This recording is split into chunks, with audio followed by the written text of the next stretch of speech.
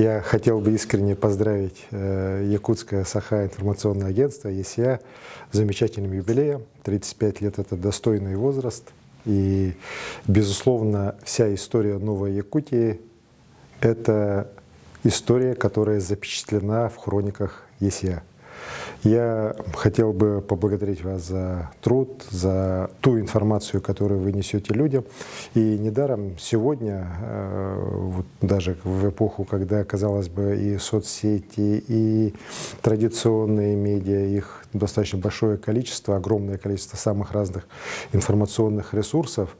И вот в этом океане, скажем так, информации ЕСЯ всегда остается таким, знаете, ледоколом, остается лидером по всем направлениям, связанным именно с информацией о нашей республике. Это показывают все вот эти рейтинги, упоминания и так далее. И секрет этого в той работе, которую многие поколения уже работников ЕСЯ проводят.